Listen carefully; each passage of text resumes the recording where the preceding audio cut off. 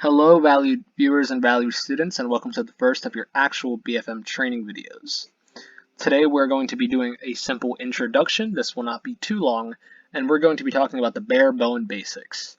This means we'll be going over the 4 principles of dogfighting, we will be going over the goal of dogfighting, and the bare basics, which will include an introduction to merging and the concepts of turning room. That's all we're going over today. Nothing too crazy. So, to begin, the goal of dogfighting, the obvious goal of dogfighting, is to, number 1, kill your bandit, number 2, do it in a way that's safe. When you dogfight, you don't want to end up at a disadvantage at any point, and you also want to apply the 4 principles that we'll be talking about in order to ensure that you kill your bandit, that you do it safely, and probably one of the most important things is that you kill them as quickly as possible. As fighter pilots, our goal is to reduce the time to kill as much as possible, because if you reduce the time to kill, you give yourself more time that you could be using to help out a friendly, per se, or for many other situations and reasons. But the goal is to kill the bandit safely, without dying, preferably. No, that's the goal. And to ensure that the time to kill is as small as it possibly can be. So, talk about the 4 principles. The 4 principles are, number 1, situational awareness. Situational awareness is one of the most important things we can go over. For the simple reason that situational awareness is going to be the key to dogfighting in general. You can't see what you can't fight. So the number 1 rule of dogfighting in general is going to be to maintain SA, maintain situational awareness, and maintain visual on the bandit. If you lose visual, you lose in general. Lose sight, lose the fight. Engrave that in your heads, please. Number 2 is going to be SO, or stay offensive. Ideally, you want to stay offensive in a dogfight. If you're not offensive, it's because you're losing. We don't want to be losing. So you're going to maintain visual and stay offensive. Number 3, one of the most important ones, something that people mess up way too often, turn in relation to the bandit. Okay, that means turn in relation to your opponent. If the bandit is going right, well, you best believe you better start turning right. If your bandit goes up, you're going to go up. If your bandit goes down, you're going to go down. If your bandit goes left, you're going to go left. You turn in relation to the bandit. If the bandit turns right and you turn left, you best believe you better be turning right. Because if you decide to turn left, you're going to have a bad guy in close range all up in your chili. That's not what you want. Number 4 is going to be fight in the future. This means you're fighting the dogfight in the future. The art of dogfighting is all about fighting to where your bandit will be, not to where they currently are. If you fought to where a bandit currently is, you are never going to win a dogfight. So, let me show you an example of this. Say this is you, turning this way, and your bandit is out here. You have a few options. You could turn like this, and you'd think, okay, that's good, right? I'm behind my opponent. No, not good. Because your bandit is going to not stay still while you're doing that. Your bandit is going to have turned and completed quite a large portion of his own circle. So if you want to kill this guy, you're going to have to turn to where he would be, which is over here. You're going to have to pull hard and turn into a circle to take a shot. So again, we fight dogfights in the future. We don't fight to where they are currently. We fight to where they will be. Those are the basic concepts of dogfighting. Now, let's talk about what the end goal of dogfighting is, or, sorry, not really the end goal, more of how you're going to get to your end goal of killing the bandit. You're going to want to get into something we call the control zone. Now, the control zone is this area behind the bandit that is not too close, not too far, and it's essentially a zone in which you can control what the bandit is doing. You can stay behind your opponent, and you don't have to worry about him switching it up on you.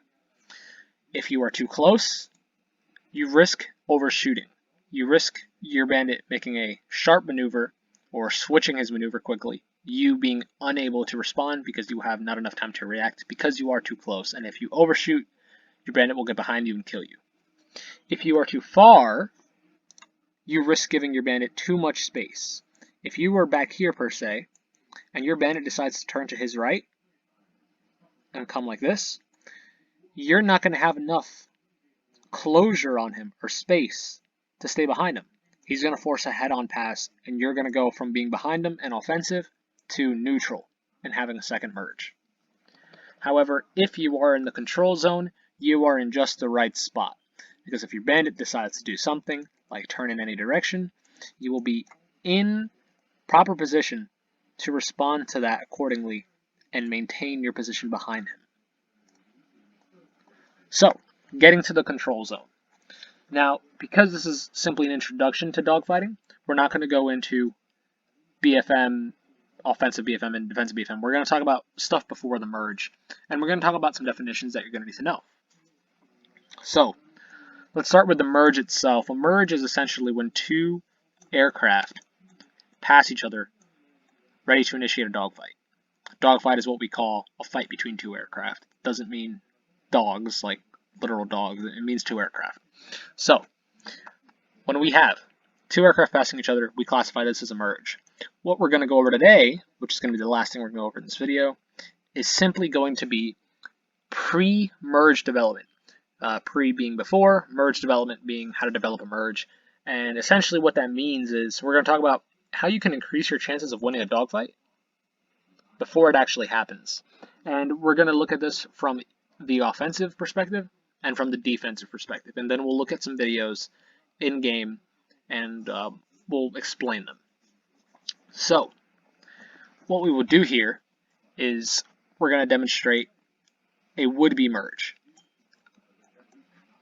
We're going to have a good guy and a bad guy, and we're going to pretend that we're blue in this scenario. So, let's talk about things we can do before this merge happens and before we pass each other to actually increase our chances of winning.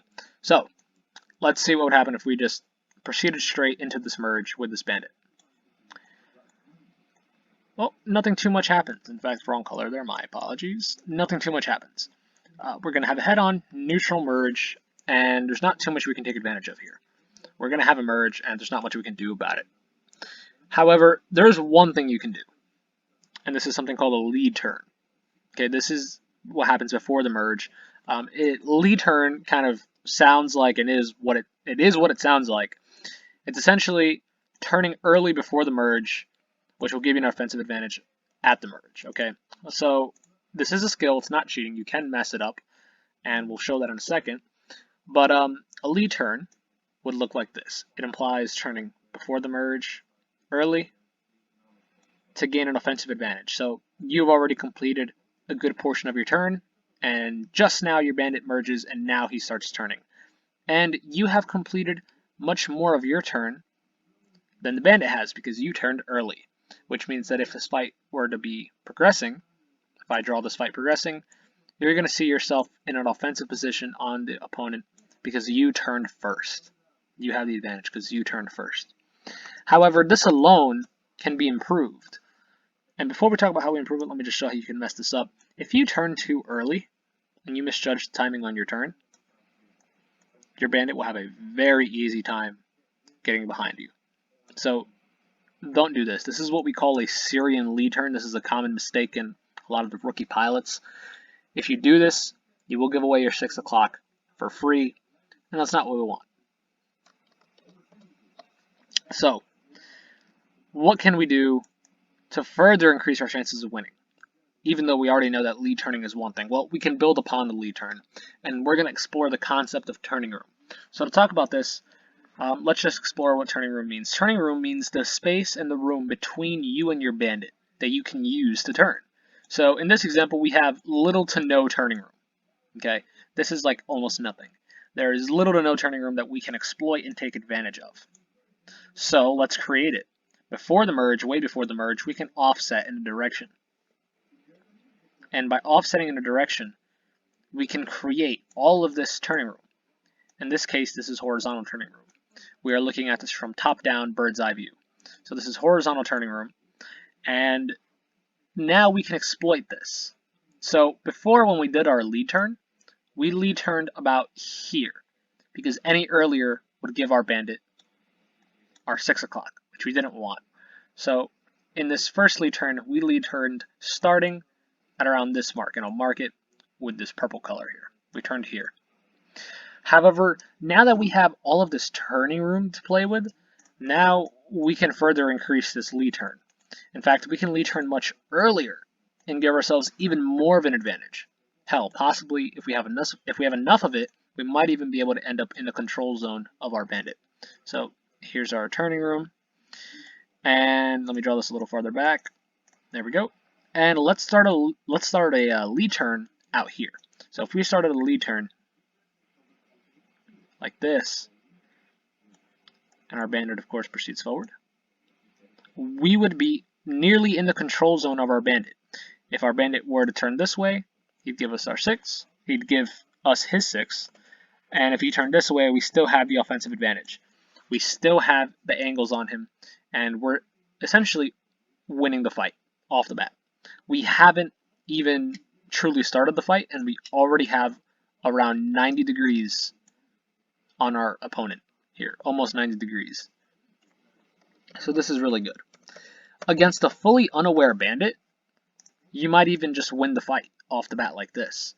If your bandit is fully unaware and you do a lead turn with all of this turning room in between you two, you can end up in the control zone without even having fully merged yet.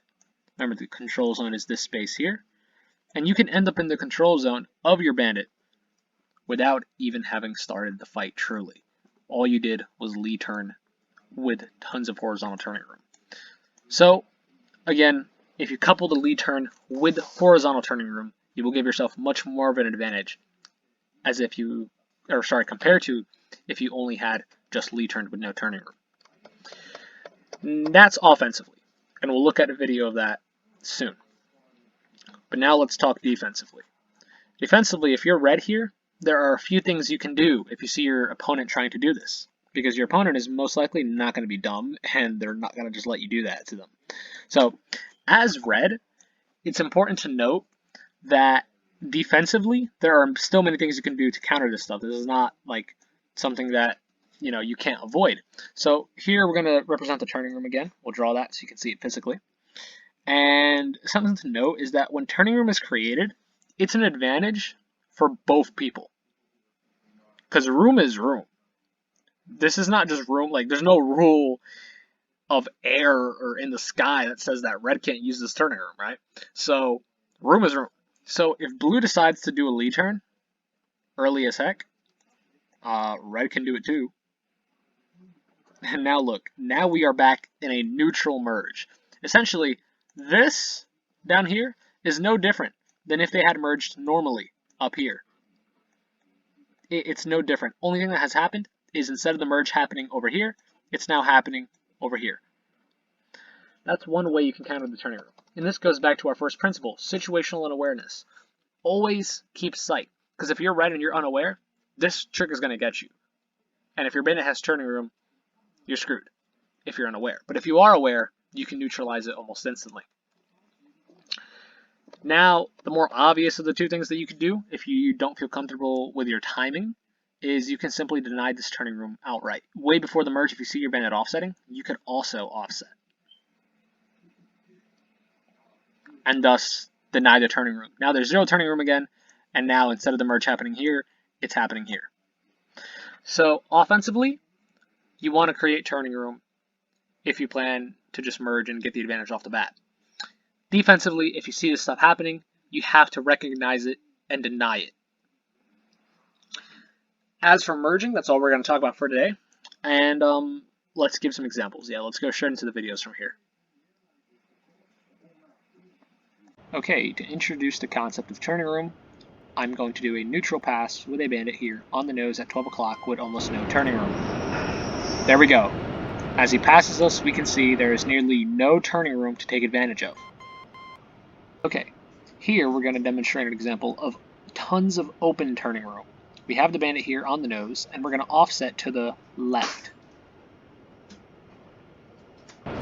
This is a pass with tons of turning room that we could have potentially taken advantage of.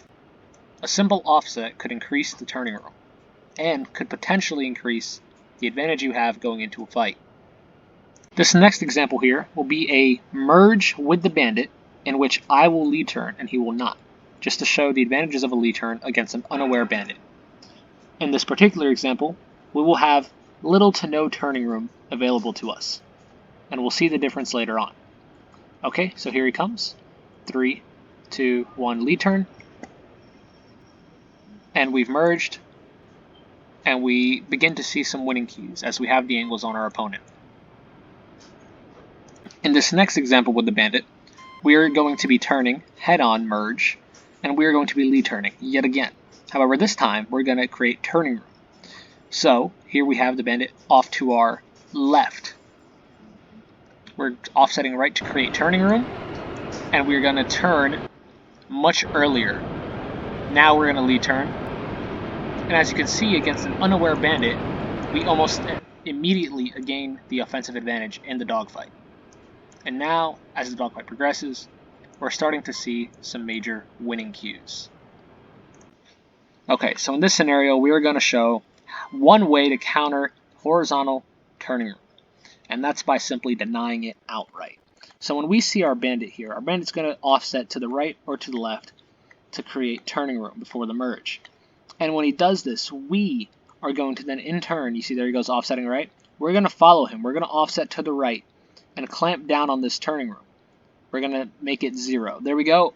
Little to no turning room, and we have the offensive advantage because we followed him into his offset. We didn't allow him to just offset and create the turning room. This is one way of 2 to counter the turning room. Now for this next setup, we're going to show the second way that you can counter turning room. And this is by simply allowing it, but using it yourself against the Bandit. So when the Bandit here creates turning room by offsetting to the right or to the left, which he will do before the merge, what we are going to do is we are just going to simply allow it, but we will lead turn with him. And he's chosen to offset to the right. He's on our right here. Yep, he's up there on the right. Yep, he's to the right of us. So we're going to allow it, but we're going to get ready to turn with him. And 3, 2, 1, we're going to turn with him. And as you can see, we end up in a neutral merge. That is the second way you can deny the horizontal turning room created by Bandit.